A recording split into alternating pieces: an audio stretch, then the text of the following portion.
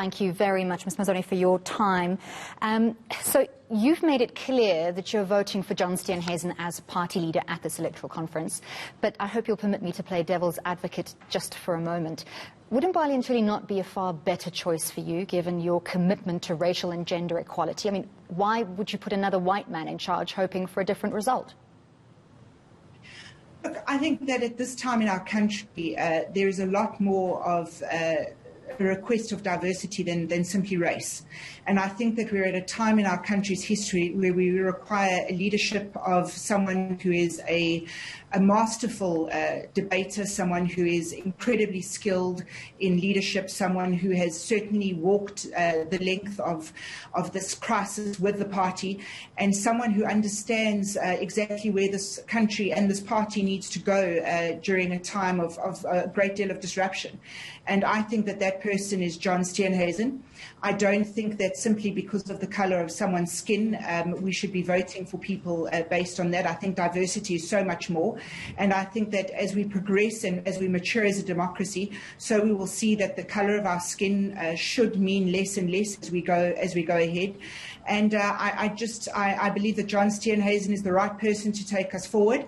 And I've been with him side by side during this particular crisis, and I have never quite seen leadership of this sort of grit and determination as I've seen during this pandemic. And I have full trust in John to take us forward, especially going into the 2021 elections. You've been a member of the DA since its inception in 2000, and you've been a member of Parliament since 2009. So you've seen the DA go through a number of facelifts to generate broader appeal through diversity, and you've seen leaders come and go, and no doubt you've seen many a backroom power play. But why does the DA get so caught up in biting its own tail? You see, the DA, we hold ourselves to a higher standard than anyone else, and it's a standard that I want us to continue to hold ourselves to. But what we do is we let our external battles play out in the public, because I think that sometimes we're too transparent for our own good.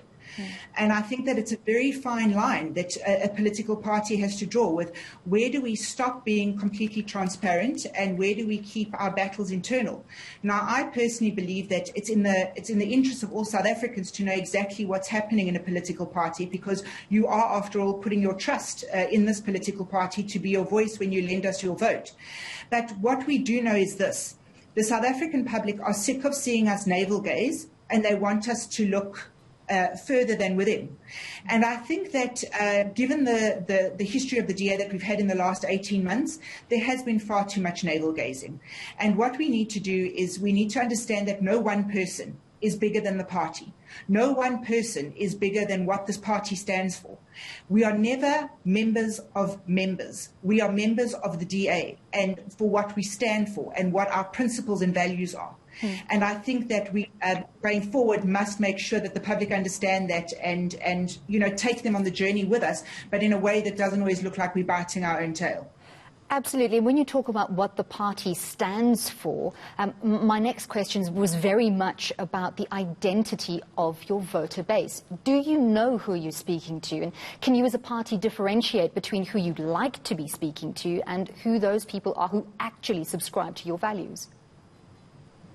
Look, I think that if you look at the Democratic Alliance, we are undoubtedly the most diverse party in South Africa. And by diversity, I mean race, age, gender, sexual orientation, religion, geographic location. And I think that this is what South Africans are looking for. But I do think that we also have to come to the realization that there are going to be people who are not attracted to the DA because we believe in a free market system. We believe in the freedom of religion. We believe in the freedom of association. We believe in the right to love whoever you want to love. And there are people who won't agree with that.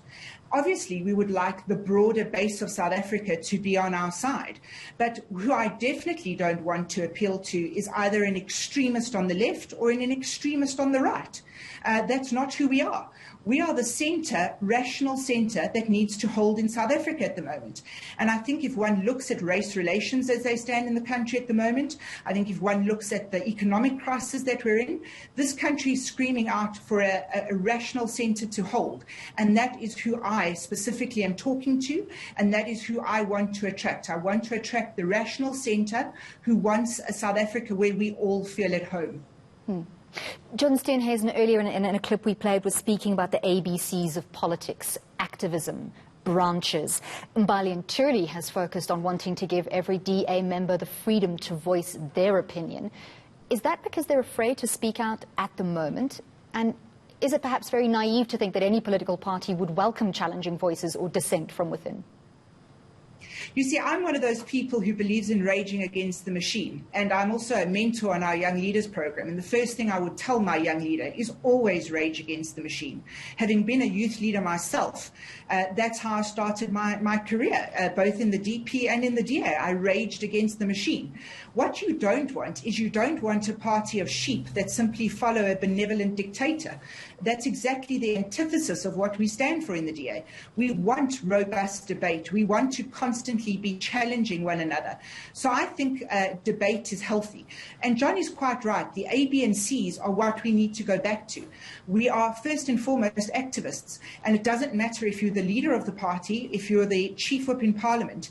You should be the person on the streets going door to door and expressing what this party stands for to South Africans. And I think that somewhere along the line, our message has got lost. And I can tell you that in the run-up to the 2021 election, many South Africans are going to expect to knock on their door and find me and John Steenhuisen and many other of our parliamentary colleagues going out onto the streets and getting back to that basic activism so that people know who the DA is and what we stand for. Natasha, our time has officially run out, but I'm going to push the boundaries to ask you one more question. What's your opinion on the election of a deputy leader?